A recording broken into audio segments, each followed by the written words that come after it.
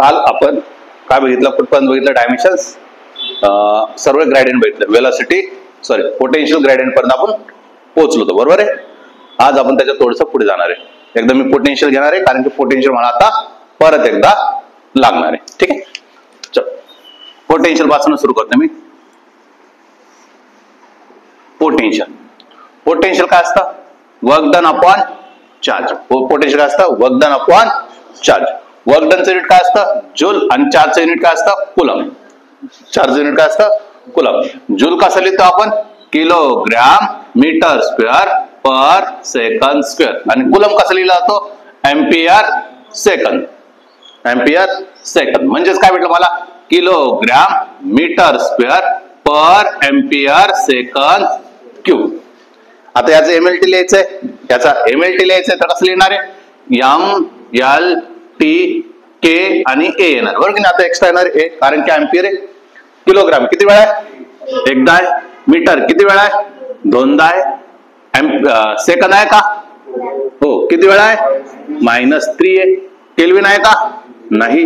Ampere आहे का? हो, -1. काय डाऊट आहे? नेक्स्ट आहे पॉवर. पॉवर काय असतं? पॉवर असतं तुमचा वर्क डन अपॉन टाइम. पॉवरचं काय फॉर्म्युला असतं? Work done upon time.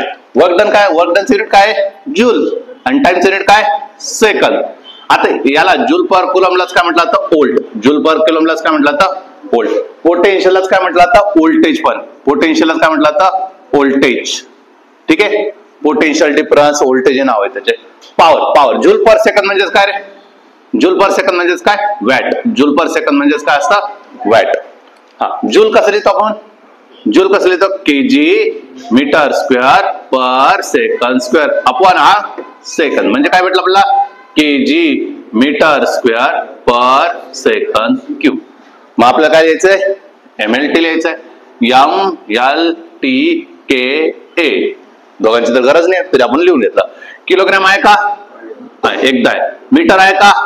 दोनदा आहे. सेकंद आहे का? -3. हे दोन्ही नाही आहे, तर काय आलं? 0. आता याच्या पुढे मी फक्त इथपर्यंत राहील. जिथं मला गरज वाटेल की नाही इथं आपल्याला गरजेचं आहे, तर मी त्याच केसमध्ये एक्स्ट्रा लिहिन डायमेन्शन. आता डायमेन्शन लिहिणार नाही. डायमेन्शन मध्ये काय डाऊट आहे असेल तर काय करा, मग मागच्या अगोदरचे बघशाल. ठीक आहे, मागच्या व्हिडिओमध्ये डिस्कस केलेले त्याच्यामध्ये बघशाल. आता याच्या पुढे मी लिहिणार नाही. काय डाऊट आहे? डाऊट असेल तर बघशाल. आता दुसरं आपण बघतोय. आता मी काय बघणार? फक्त इथपर्यंत जाणार आहे. आता आपण बघूया रेजिस्टन्स. काय बघतो आपण? रेजिस्टन्स. रेजिस्टन्स कशा दाखवतो आपण? कॅपिटल आर ने. रेजिस्टन्स कशा दाखवतो आपण? कॅपिटल आर ने. रेजिस्टन्स जर मी कॅपिटल आर म्हटलं, रेजिस्टन्स साठी आपण यूज करतो ओहम्स लॉ. काय यूज करतो आपण? Ohms law. ओहम्स लॉ काय म्हणतो मला? V इज इक्वल टू काय? IR. V is equal to काय? IR. काय काढायचं आपल्याला? काय काढायचंय? R काढायचंय. R काढायचं म्हणजे काय होणार आहे? V bye I. V म्हणजे काय? व्होल्टेज. आता व्होल्टेज माझं लर्न आहे, तुम्ही पण लर्न करायचंय. KG metre square per ampere second cube. आणि इथला एम्पियर. मग काय झालं तुमचा?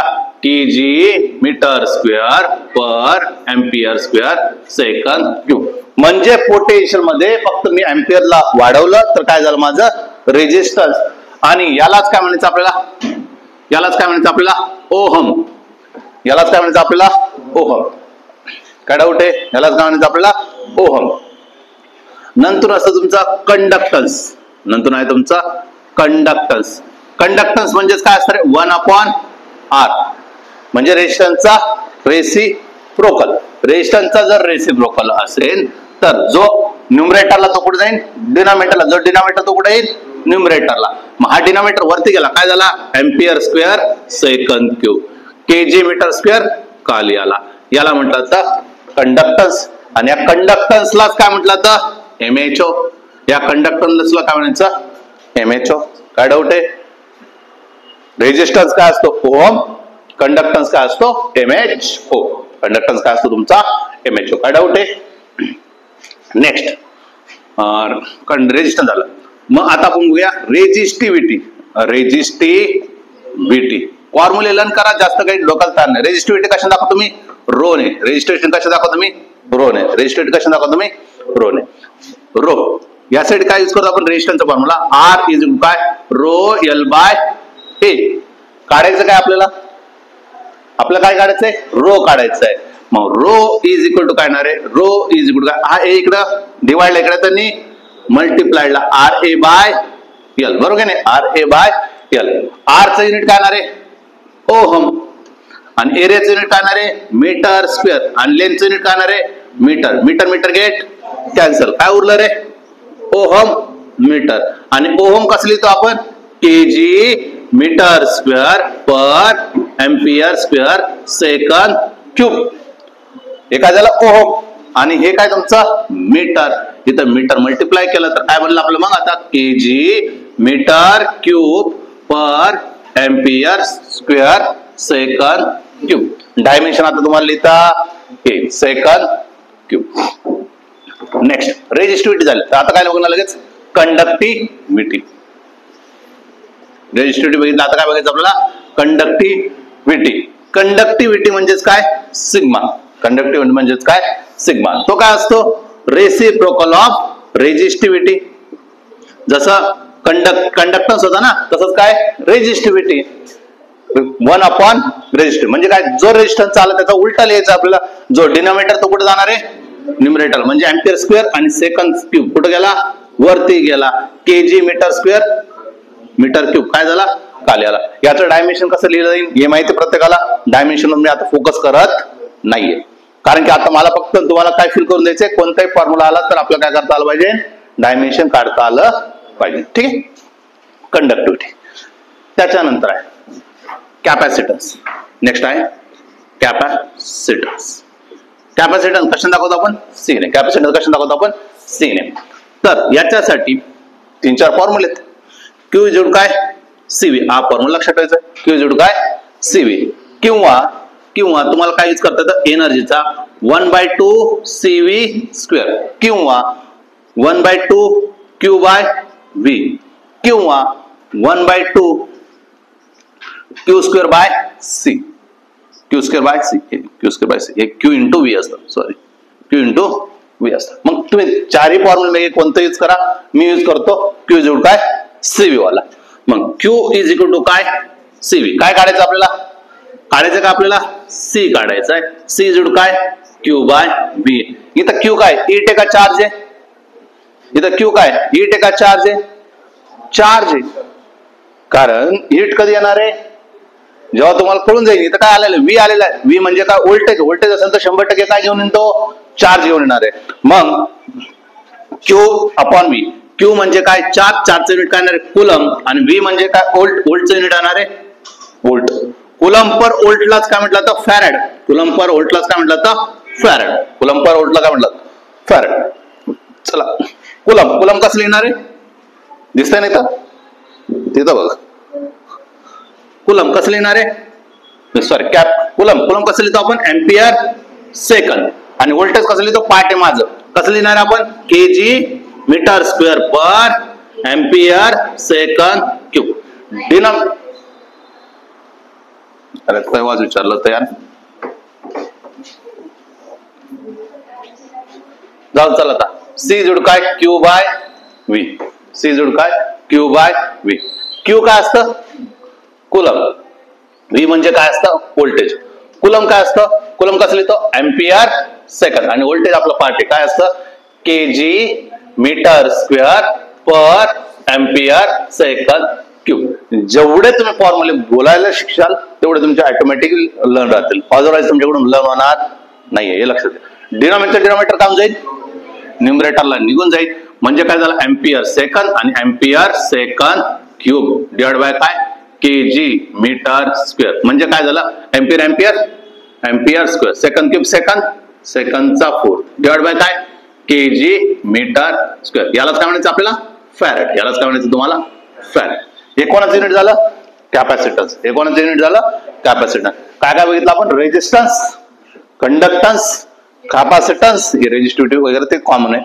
कॅपॅसिटन्स सारखं सारखं चालणार बंद. आणि दुसरं कोणतं आता मग आपण बघणार आहे? इंडक्टन्स. काय बघणार आपण आता? इंडक्टन्स. इंडक्टन्स साठी फॉर्म्युला कोणता यूज करतो आपण? एनर्जी इज इक्वल टू काय? 1/2 LI स्क्वेअर. इंडक्टन्स म्हणजेच काय L. इंडक्टन्स म्हणजेच काय L. आता हा L लेंथ नाहीये, हा L काय इंडक्टन्स साठी आलेला आहे. काढायचं काय आपल्याला L काढायचा आहे. therefore L is equal to काय R2 इकडे डिवाइडला आहे, इकडे त्यांनी मल्टिप्लाइडला आणि हा I स्क्वेअर काढून जाईल डिवाइड जाणार आहे. ही म्हणजे काय ही काय एनर्जी. एनर्जी म्हटल्यानंतर युनिट काय येणार आहे जूल. 2 चं काय म्हणणार आहे का नाही. I म्हणजे काय करंट. करंटचं युनिट काय येणार आहे एम्पियर. त्याचं काय करायचं आहे स्क्वेअर. जूल कसं लिहिणार आहे केजी मीटर स्क्वेअर पर सेकंड स्क्वेअर इंटू काय एम्पियर स्क्वेअर. यालाच काय म्हटलं आता हेनरी. यालाच काय म्हणायचं हेनरी. काय डाऊट आहे. इंडक्टन्स युनिट काय असतं हेनरी. कॅपिटल एच ने आपण दाखवणार आहे. काय डाऊट आहे. काय काय बघितलं आपण काय काय बघितलं. पोटेन्शियल पासून सुरुवात केली. पोटेन्शियल वरून मी काय लिहिलं पॉवर लिहिलं. Power resistance. रेजिस्टन्स वरून रेजिस्टिव्हिटी. या गोष्टी आपण घेतल्या. काय डाऊट आहे समजले इथपर्यंत. बेसिक आपण इलेक्ट्रिक फील्डच्या गोष्टी आपण डिस्कशन मध्ये घेतल्या. त्याच्यानंतर ग्रॅव्हिटेशनल कॉन्स्टंट काय घेणार आता ग्रॅव्हिटेशनल कॉन्स्टंट म्हणजेच काय रे कॅपिटल जी. कॅपिटल जी जर म्हटलं तर कसं काढायचं आपला कोणता लॉ यूज करतो आपण न्यूटन ग्रॅव्हिटेशन लॉ. काय असतं या पिरियड काय capital G m1 m2 upon r square. काढायचं का आपल्याला कॅपिटल जी काढायचं आहे. मग कॅपिटल जी बरोबर काय FR स्क्वेअर अपॉन काय m1 m2 बरोबर की नाही. m1 m2. F म्हणजे काय रे फोर्स. फोर्सचं युनिट काय आहे न्यूटन. R म्हणजे काय डिस्टन्स. डिस्टन्स युनिट काय आहे मीटर स्क्वेअर.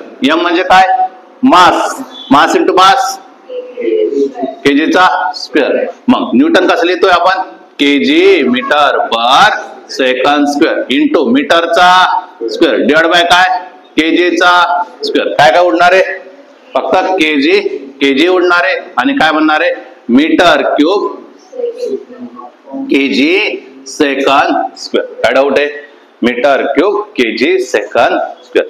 सिमिलरली कोणता एक लॉ होता कुलम्स लॉ होता. दुसरा कोणता होता तुमचा कुलम्स लॉ आहे.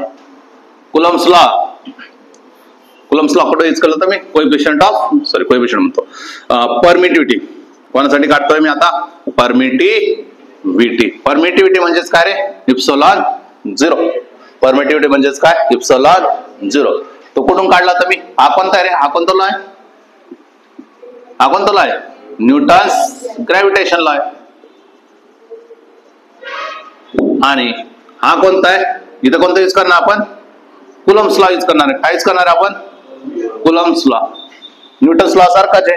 काय सांगतो तो तुम्हाला F इज इक्वल टू काय कॅपिटल जी च्या ऐवजी काय येतं 1/4 पाय इप्सिलॉन 0. मासच्या ऐवजी काय येतं चार्ज येतं म्हणजे काय Q1 Q2 upon r square. काढायचं काय आपल्याला इप्सिलॉन 0 काढायचं आहे.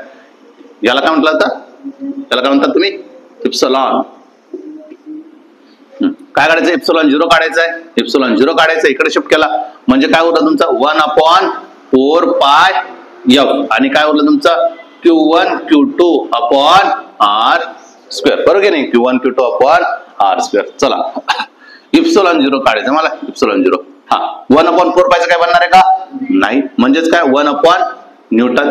Q1 Q2 चं काय बनणार आहे कुलम आणि त्याचं काय करायचं आहे स्क्वेअर करायचं. r म्हणजे काय डिस्टन्स. डिस्टन्स काय म्हणजे मीटर स्क्वेअर. फक्त आपल्याला काय करायचं आता स्टँडर्ड करायचं 1 अपॉन न्यूटन कसं लिहिणार आहे KG metre per second square. Coulomb कसं लिहिणार आहे एम्पियर सेकंड. पण करायचं काय त्याचा स्क्वेअर म्हणजे एम्पियर स्क्वेअर सेकंड स्क्वेअर. आणि काय राहिलं तुमचा मीटर स्क्वेअर. डिनॉमिनेटर न्यूमरेटर म्हणजेच वरती आला इथं दिसतोय ना नक्की दिसतोय का मग आता हो म्हणते अचानकच तुला लक्षात येतं की नाही दिसत आहे. हा वरती गेला काय झालं रे एम्पियरचा स्क्वेअर आणि सेकंडचा काय झाला 4 डिवाइड बाय काय रे kg metre cube. KG metre cube. बघा बरं फॅरेड अजून लक्षात आता अजून एक लॉजिक मला मिळाली. फॅरेड बघितलं काय वाटतं मला एम्पियर स्क्वेअर सेकंडचा 4 एम्पियरचा स्क्वेअर सेकंड वर केजी मीटर स्क्वेअर. इथं काय झाला मीटर वाढला. इथं काय झाला मीटर वाढला म्हणजे परमिटिव्हिटी झाली. आता एक्स्ट्रा फॉर्म्युला लर्न करायची गरज नाही. एम्पियरचा स्क्वेअर झाला सेकंडचा 4th पॉवर होतो केजी आणि काय होतो केजी मीटर स्क्वेअर, आणि तिकडे काय होणार आहे केजी मीटर क्यूब बनणार आहे. आणि मग कशात भेटतं तुम्हाला परमिटिव्हिटी. लॉजिकली लक्ष ठेवत चला. आता हे ऑन द स्पॉट माझ्या लक्षात आलं की आपण याला या पद्धतीने, कारण की मी जस्ट लिहिलं होतं वरती आणि लगेच मी खाली लिहिलं, त्याच्यामुळे माझ्या ब्रेन मध्ये येऊन गेलं की अरे ते लॉजिक सेमच आहे. काय डाऊट आहे? समजलं प्रत्येकाला? किती युनिट झाले? 3 युनिट झाले.